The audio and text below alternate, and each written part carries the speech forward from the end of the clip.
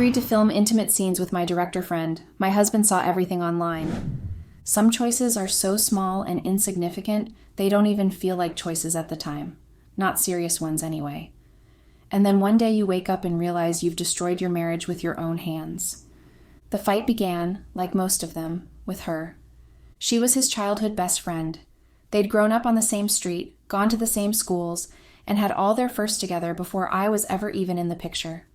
Thinking about it now, it's almost funny to think I could ever compete. And in the beginning, I tried to be gracious about it. I smiled through the introductions and sat politely through the dinners. I always listened as they reminisced, and I never cut them off. I even told myself that maybe it was a good thing, that it showed he was capable of loyalty and of maintaining long-term connections. But the longer we were married, the more suffocating it became. She was in our house all the time. There was always finding a reason for Mandy to stop by. She would bring groceries, or a meal she'd accidentally cooked too much of. Sometimes she would even just come over to sit on our couch and complain to him about what a bad day she had. And he never saw anything wrong with it. I could feel myself going crazy during those moments. Sometimes I could barely tell who was the wife between us, with the way she seemed to know every detail of his life, details I sometimes only found out later. And the worst part was that he never once considered how it looked or how it felt to me. Whenever I brought it up, he brushed it off with a chuckle and "she's like my sister" or a "don't be ridiculous." That night, though, I couldn't take it anymore. Mandy had dropped by again to see Rudy, unannounced and carrying yet another takeaway of something she claimed she just couldn't finish all by herself. She stayed through dinner and kept dragging Rudy's attention away from me. It was like everything that I said and how I felt immediately became unimportant the second she was around. Like I was invisible. And it hurt even more that he didn't notice me and that he couldn't catch on to what she was doing. By the time she left, my skin was buzzing with anger. He was oblivious to it all, as if nothing had happened, and as if I hadn't just spent the last 2 hours watching my own husband practically flirt with another woman at our dinner table. So I snapped. I told him I was tired of her constant presence, and of her making me feel like a guest in my own marriage and my own home.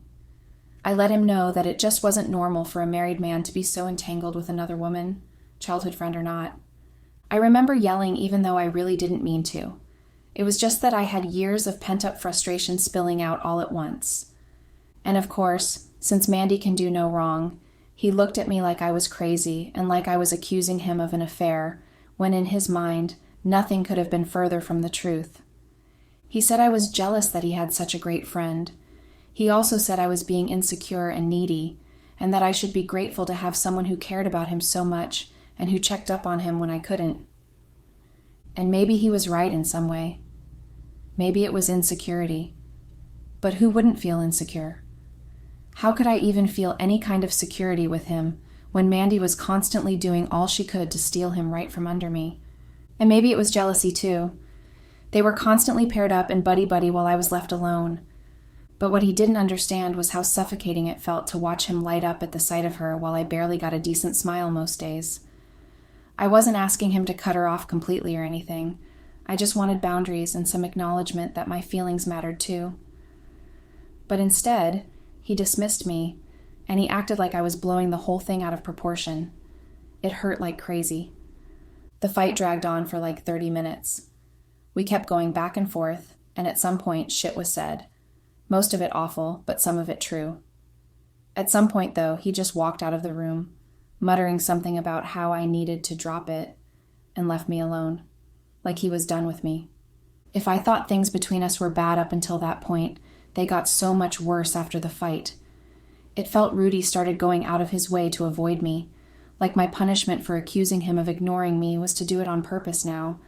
It was petty, and it was mean, and though it hurt, it also made me pissed. For months, years honestly, I had done my best to put up with his and Mandy's inappropriate relationship. I had tried to be the cool, chill girlfriend and then the supportive and welcoming wife, but all it had gotten me was them getting even closer. It was exhausting, and I was sick of it. And that night made me realize just how exhausted I was. I realized I couldn't keep banging my head against a wall for him and begging for scraps of his attention, so I just pulled back. I told myself that it would be better to detach a little. If Rudy didn't care, then why should I? That was what I thought. So I shifted my energy elsewhere. I shifted it into my work. It was the one place where I still felt seen. Work had always been my refuge, but after the fight, it became my everything. I'd been working as a costume designer and casting director years before I even met Rudy, and at that time I was working on the set of a movie, so I buried myself in it. I spent all my time going over auditions and helping with the costuming. It was grueling work. Hours and hours of looking through different actors' submissions and putting together different pieces for the costumes. It was intense, but I liked it that way. I convinced myself that if my marriage was going to feel like this empty void, then at least I could fill myself up with purpose elsewhere. That's where he came in. Neil, the director. Neil wasn't new to me. We'd known each other for years, and were even what I would call friends. We'd moved in the same circles in the industry for a while, and we were always bumping into each other at events, working occasionally on overlapping projects. He was part of the reason I accepted the job. I knew he was the director, and I knew that he was a decent guy. He had that magnetic quality and a kind of energy that drew people in. He had this weird ability to make people feel important, and he was creative as hell. I'd originally just signed on for the show as a casting director, but since he knew about my background in costuming, he encouraged me to help out in the costume department as well, which I said yes to. I was happy for more work. It meant more distraction. Neil was a constant presence on set. He was always there, bustling around giving orders or leaning against a table in the production office, just chatting with people. He thrived on experimentation and trying things just to see if they would work. Always willing to push the project in a new direction, like really take it there. Being around him meant being in a space where creativity was taken seriously. We started spending more time together by default. The project was demanding, and as casting director, I was constantly in and out of meetings with him. But soon it went beyond necessity. He'd ask me to stay behind after the others left to review scenes with him, and ask for my input, like I actually had something valuable to contribute.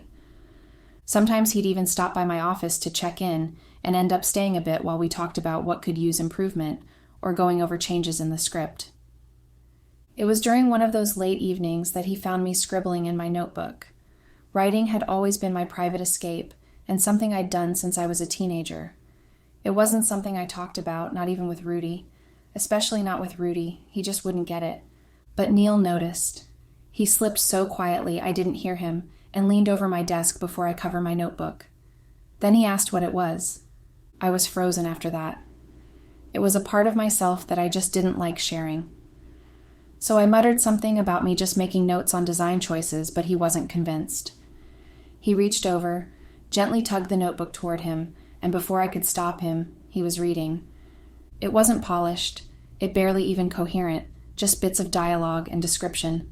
There was no way I could wrestle it from him, so I just sat there mortified, waiting for him to laugh or dismiss it. But he didn't. He read in silence, and I noticed that he was holding back a smile.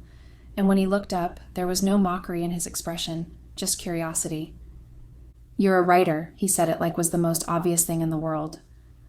So I shook my head and told him, "No, it's nothing, just something I do when I'm bored." But he didn't buy it. He told me there was something there, that my words had depth. Then he asked how long I'd been writing, and if I had more hidden away somewhere. It was unsettling, and I tried to brush him off, but he wouldn't budge. I'd always imagined when someone found out about my writing, they'd see me as pathetic, and as someone whose dreams didn't pan out. But he didn't. I hadn't ever taken my writing seriously, because I thought no one else would, and yet there he was, seeing value in it without hesitation. So we ended up talking about writing late into the night. Everyone else had gone home. The set was empty, and the offices were emptying out, but neither of us made a move to leave. I'd never had the chance to discuss my writing with anyone before. It was nice to be able to do that with Neil. After a while of us chatting, he admitted that before he went into directing, he had actually wanted to write screenplays. He'd even drafted a few, poured his everything into them, but he said no one wanted them. Producers told him they were too niche and too ambitious, and eventually he just gave up and took another path. "There are so many old files on my old laptop," he said, and then laughed, but it was in that self-deprecating way. "Buried stories. I don't even know why I still keep them." Because you can't let them go, was what I responded with. Because I too couldn't let go of the stories I'd written, even the ones that I hated. I remember the way he looked at me after that, like something unspoken between us, a kind of understanding I hadn't felt with anyone in years. May he even ever. After that night, writing became our private thing. He brought it up every time we saw each other and asked if I'd been working on anything new. I kept saying no, or that I didn't have time, but the truth was I had page after page. I was just scared of what he would think and what he would say, so I kept them to myself. But one afternoon, we were sitting together during a long break on set. If anyone had noticed my strange, mildly unprofessional relationship with the director, they didn't say it to my face, so I ignored the states and whispers. Neil asked again if I'd written anything lately, and for once I didn't lie. Something kind of held me back from lying. So before I could change my mind, I reached into my bag and handed him my notebook. I remember muttering about how I couldn't believe I was doing that, letting him go through my private thoughts and stories and rambling. He smiled as he took it, and then he said, "Trust me, I'll be gentle." Which shouldn't have made me blush, but it did. He sat across from me and flipped through the pages for a while. He was concentrated in a way that made my stomach twist into all these knots. And when he finally looked up, there was no teasing in his expression. He looked completely sincere. "This is good," he said. "Not just good, it's amazing. You know that, right?" I wanted to roll my eyes and to accuse him of exaggerating, but again, he seemed so genuine. It wasn't flattery. He meant it. He said that he regretted not bothering me sooner and asked me why I was keeping all of it hidden. I told that I just thought it wasn't what people wanted from me, and that I wasn't ready to share a part of myself I felt so unsure about. He told me he understood. More than most, he had said. But then he told me to promise him that I would keep writing. I didn't promise. Not out loud, but something inside me felt so seen in that moment. All I did was nod my head, but it felt like something more with him, something I couldn't understand yet. That night, I got a message from him. It was just a file attachment and a text that said, "Fair trade, don't laugh too hard." I opened it and found one of his old screenplays. I didn't read it that night. It felt all too real too soon, so I kept it with me and told myself that I would read it someday. Back home, though, things were still a mess. My husband and I still hovered around each other. I didn't go out of my way to appease him, but I was walking on eggshells. I didn't want another fight, so I stayed docile and unproblematic, but it hurt to see how he didn't care regardless. It went on like that for a while. It was like we weren't even married, just two people forced to live with each other. And with most of my time being occupied with work, I was fine with things at home being so simple. But then one day I come home after hours on set and all I want to do is lie down. So I do on the couch, and that was when I smelt it. Her perfume was all over the place. I couldn't forget it. It was Mandy had chosen the most obnoxious scent on purpose, just to bother me. I was furious. I had thought, foolishly, that even though he wouldn't cut her off, he'd at least limit contact with her when he'd seen that I was so upset. I thought that he hadn't been speaking to her the entire time that we were fighting, but I'd been an idiot. So I brought it up at dinner and I said, "She was here today, wasn't she?" And he didn't even look up from his plate when he said, "Yeah, she dropped something off." "She's always dropping something off," was what I said, and of course he continued with, "She's my friend," he said. "I told you that 100 times. Again, I told him that friends don't practically live in someone else's house, and he blew up at me about how I was making it into something that it wasn't, and gave me the same speech about how she'd been a part of his life since they were kids, and how she was family. The way he casually tossed that word around disgusted me. I was his family, not her. But what else could I say or do? I had no choice but to just sit there and eat dinner in the silence. The next fight came days later, and it was much uglier. I knew she was around before I even saw her because her car was outside. And when I went in, there she was, sitting on our couch and looking like she had her own room upstairs. She saw me and smiled, of her classic fake ones, and told me that she was waiting for Rudy because they were going to see a movie. I told to get out and that she could wait in her car. She looked at me like I'd suddenly sprouted a second head. So I told her again to get out, but before she could respond, my husband walked in, and of course he glared at me when he asked what was going on.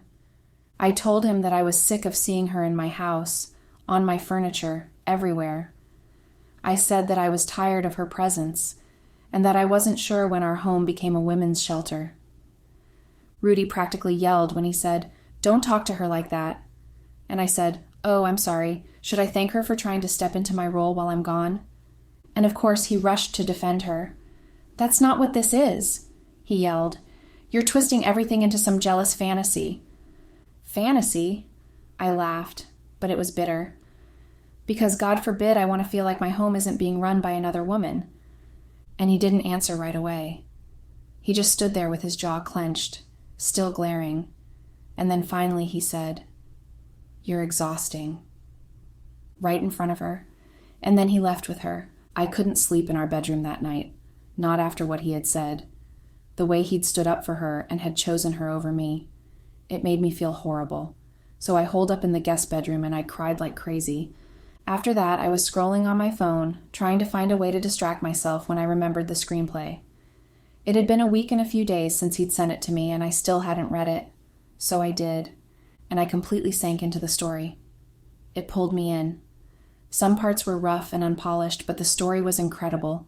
I couldn't put it down once I'd started, and it completely took my mind off of my marriage. When I saw Neil a few days later, I told him how much I loved it, that it needed some editing and tightening up, but otherwise, it was great. He didn't argue. He just nodded, almost like he was grateful I hadn't sugarcoated it. Then he asked if we could go over it together since an accident happened on set, and we wouldn't start shooting for a few hours anyway. I agreed, and so we sat together, maybe a little too close, and I told him which scenes felt too long and what parts of dialogue needed sharpening. He listened without defensiveness and even scribbled notes. It was so strange to be heard so completely, to be seen as someone whose opinion mattered and taken seriously without being dismissed or patronized. And then he smiled at me and he said something that completely shocked me. "You know what we should do?" he asked. "We should write something together, you and me, something new." I was completely taken aback. "Together?" I remember asking, to which he said, "Why not?" Between the two of us, we could make something real, something people actually want to see, and with my connections, we could get it in front of producers. I'm serious. The idea terrified me, but it thrilled me too. To take the scattered stories I'd hidden away for years and bring them into the light, not alone, but with him guiding the way. I said yes. So we started, slowly at first, meeting after shooting days with notebooks and laptops. We threw ideas around, scrapped half of them, and then circled back to them again. It was professional at first, almost studious, but beneath it I felt alive in a way I hadn't in months. Every session pulled me further from the heaviness at home, whether it happened after work on set, at a cafe, or at his apartment. Every discussion about our story made me feel less invisible. Neil challenged me in a way that was exciting. As cliché as it sounds, Neil really saw me. At home, I had shrunken into myself, but with him, it was like I was all I could be. I was suddenly someone with potential. I didn't always believe him when he said, but eventually I started to. He would tease me for being so stubborn, but I could tell he liked it. It reminded me of how I used to feel years ago, back when my husband still looked at me with love instead of annoyance. Sometimes, in the middle of brainstorming, we drifted off topic. We would trade stories about our lives and just talk about anything we could think of. We talked about what it was like to live in LA, be in the entertainment industry, and what our first stories were like. We were so similar and yet completely different. It was hard not to let my time with him take over everything. The more we wrote together, the more I craved those sessions. I'd catch myself planning scenes in my head while folding laundry or cooking at home, waiting impatiently for the next time we'd sit with each other so I could tell him all about it. And somewhere in the middle of all of that, I stopped thinking about the tension in my marriage. I stopped replaying the sound of slammed doors and bitter arguments. I stopped thinking about Rudy all the time, and I stopped feeling like I was constantly in second place. With Neil, I was first again. And then one night at his house, the line between collaboration and something else blurred for the first time. We had been working for hours at his place. There were papers spread across his dining table, and we'd both been staring at laptop screens for way too long. He looked tired, all slouched in his chair with his hair falling all over his face. We were both exhausted, but he was still arguing with me over a character's motivation. And I remember laughing and teasing him about being stubborn as I reached in to fix his hair, bringing our faces a lot closer together.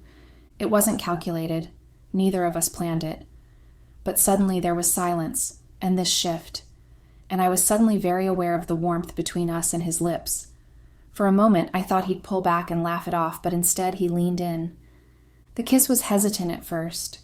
We both knew it would change our relationship, and it felt like he was giving me the chance to stop it. I should have taken that chance, but I didn't. I kissed him back, and in an instant, something that had been building for weeks just broke open. We were suddenly lying on the couch.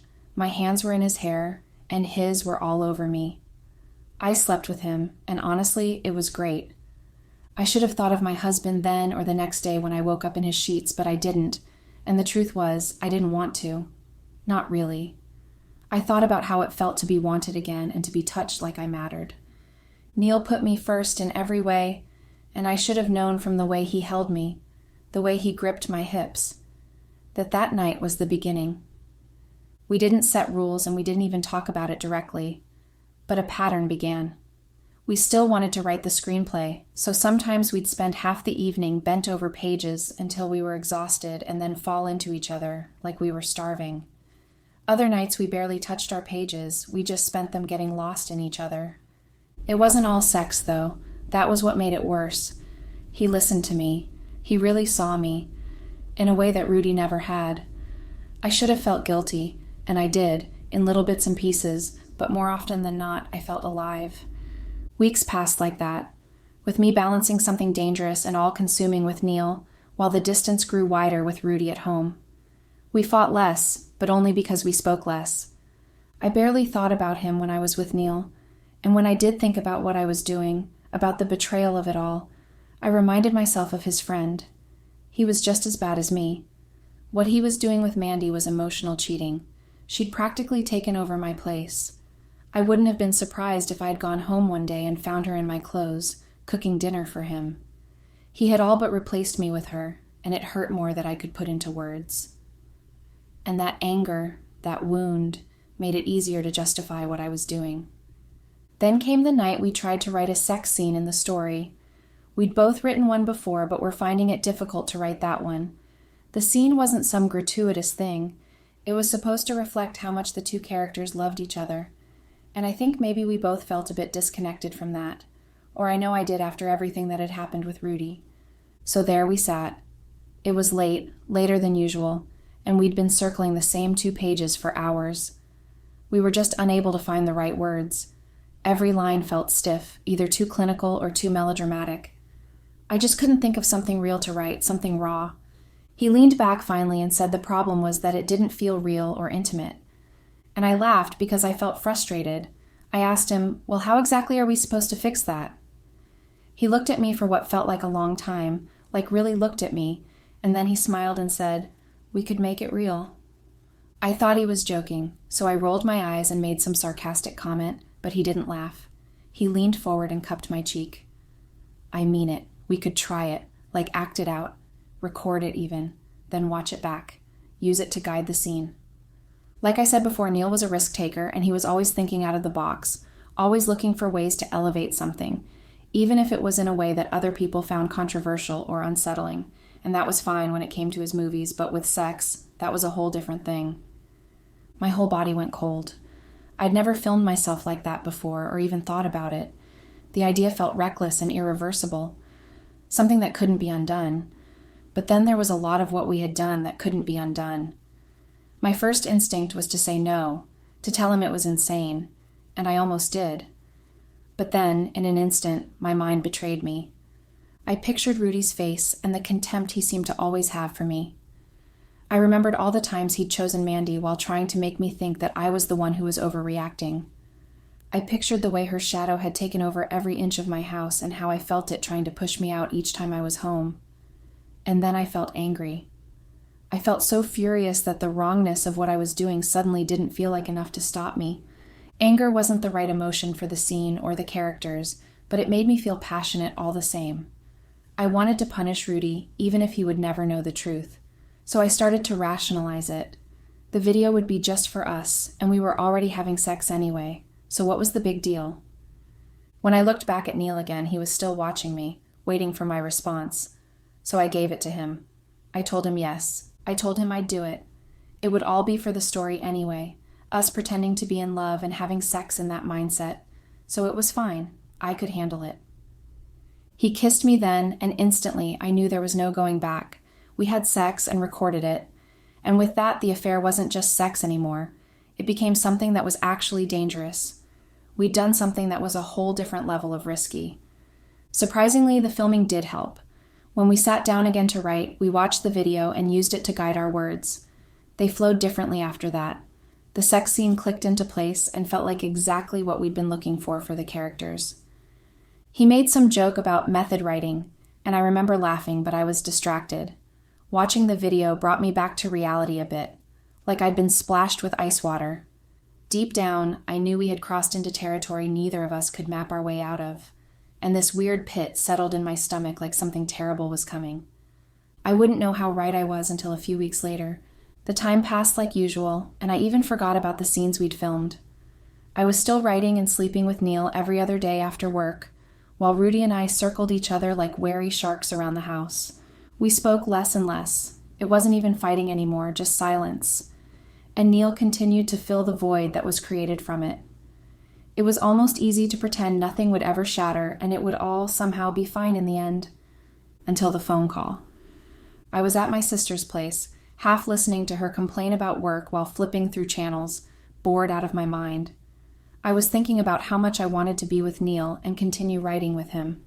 And then my phone buzzed. His name lit up the screen. For a second I got excited, but then I answered, expecting him to say he wanted to meet later. Instead, his voice came through low and all panicky. Neil was never panicked. He was the most laid-back person ever. So that immediately had me worried. And then he apologized, over and over again. He kept going on about how sorry he was. I froze. What? What are you talking about? There was a pause from him, and then he rushed the words out, like if he said them fast enough, it wouldn't seem as awful. I didn't mean for it to get out. I'm handling it right now. My team is working on controlling the spread. Just don't look okay. Don't go online. I'll fix this.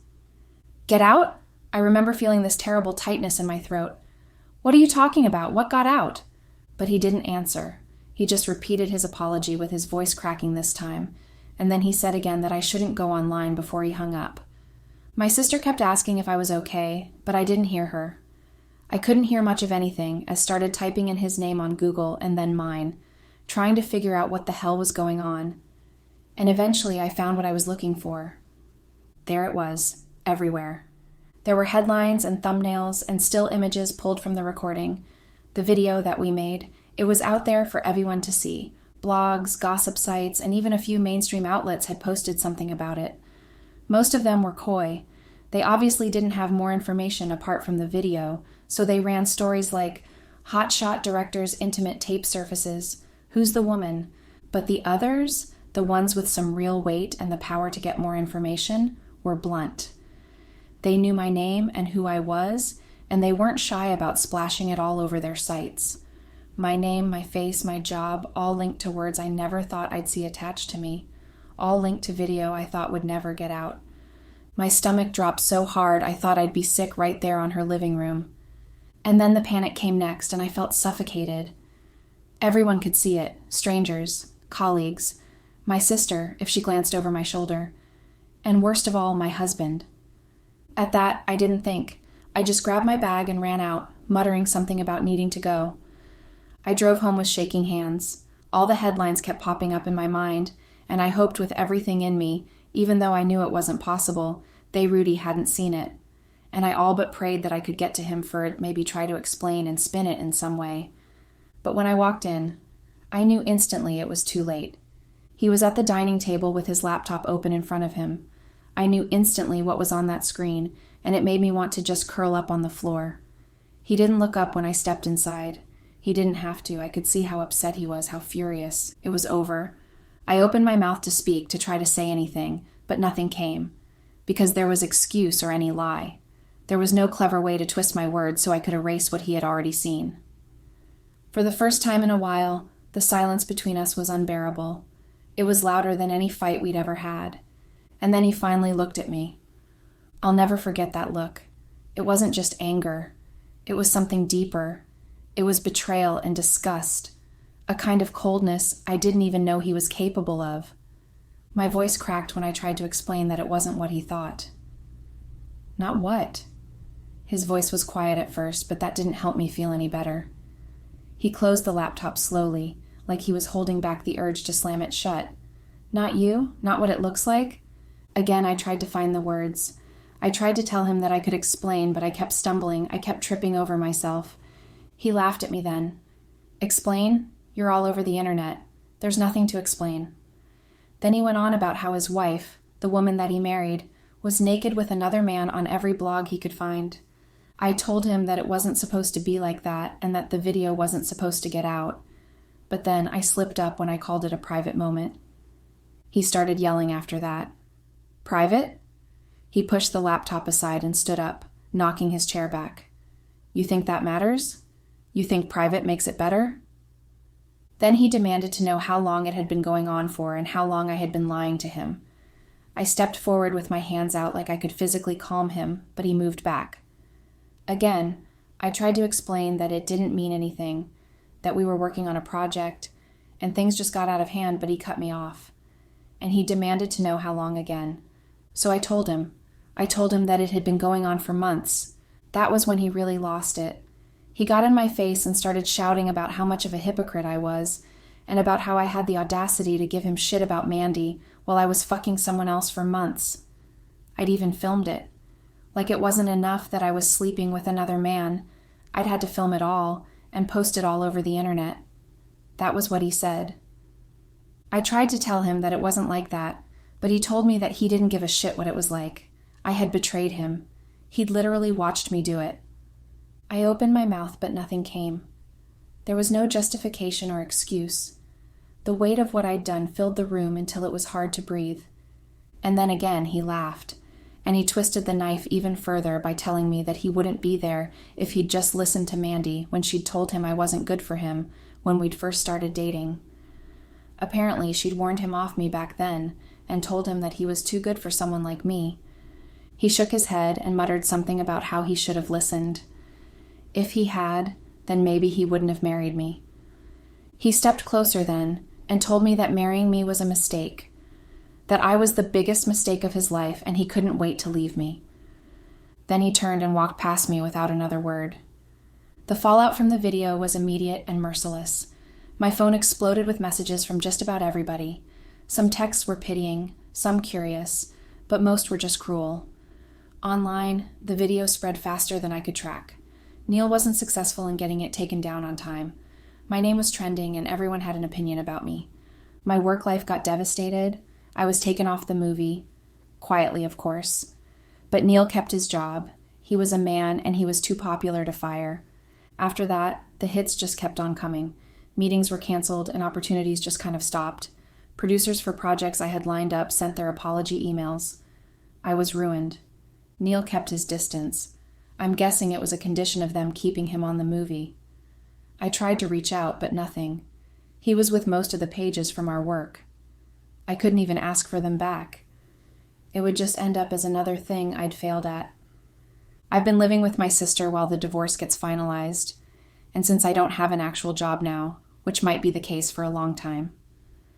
No producer wants my name on their work right now, and Rudy doesn't even want to see me. He left every text unanswered and declined every call. Last I heard, Mandy had all but moved in, which isn't surprising, but it still hurts like hell. I'm sure she couldn't wait to get her things in there, and I'm sure she's sleeping on my side of the bed now. But I can't even get mad. I'm the one who messed up. She didn't even have to lift a finger, and now she has him, while I've lost it all. I don't know where to start from in rebuilding my life. I'm not even sure I can. This emptiness might just be my life now.